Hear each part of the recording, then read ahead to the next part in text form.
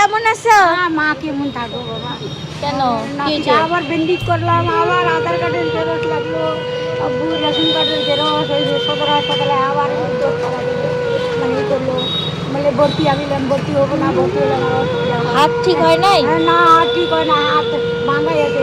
আমি ওইটা আনি না, ওই সিলেটটা দেখা হয় এখানে।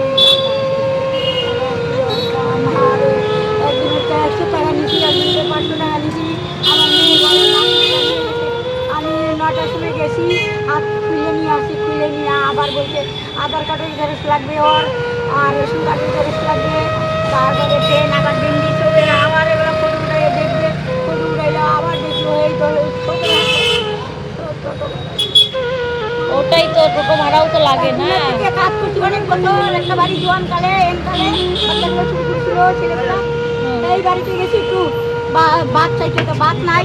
ওরা বললো একটু চাল নিয়ে যাও, ডাল নিয়ে যাও, লঙ্কা পেঁয়াজ নিয়ে যাও, ওই জন্য নিয়ে রান্না করে আরো কি খাও।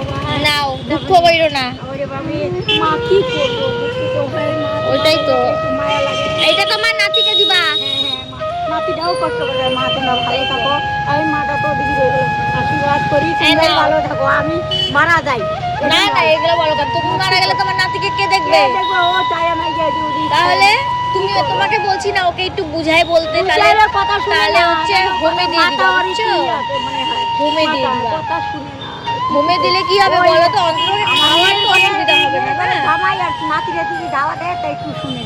এখন আমি চলে আসি, চাবি দেয় বলে ঘরে থাক, জামাই বললো ঘরে থাক, বাড়িতেই জামাই থাকে, মেয়ে জামাই। আমি বিয়ে দিই না, নিজের বিয়ে করি। হ্যাঁ,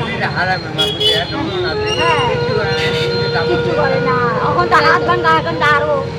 তুমি ওকে হোমে দিয়ে দিবা, ওকে বলবা যে আমি আর পারতেছি না, তুমি তো নিজেই নড়তে চড়তে পারো না।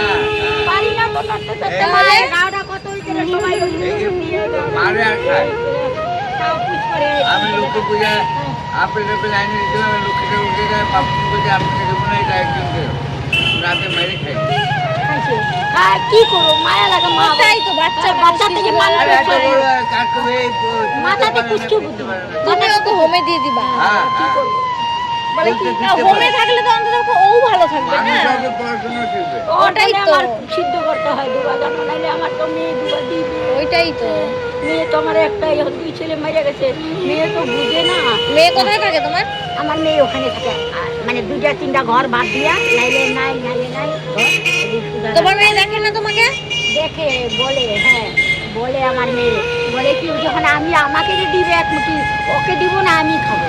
ওরও তো অবস্থা নাই, কাজ করে, ও তো বাসায় 3টে বাড়ি কাজ করে, নাতিনি চাকরি করলে কি হবো। এখনকার বাজারে জানো সবজি, শাকসবজি জানি প্রচুর দাম, কি দাম, খাইতে পারি না। ডালে ভাত আলু সিদ্ধ বেশি খাই মা, জানো কি করবো। আর তো 2-3 দিন ধরে রান্নাই করি না। আমার দিদিও নাই, আমার দিদিও এখানে মাল রাখবো, চুরি হয়ে যায়, আসতেই পারি না।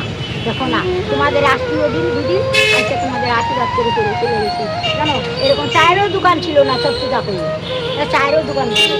এরকম খাওয়ার আমার কদিন কষ্ট ছিল না, জানো। ওই পয়সা দিয়ে করি ছোট মাকে চলাবো না, জানো। দিদি থাকলেও তো একটা না, রুটিও চাইয়া খাইয়ে নিতাম। কারণ ওই যে পরোটা বানাইতো, ও দোকান নেই, ও দোকানে আর চা খাইতে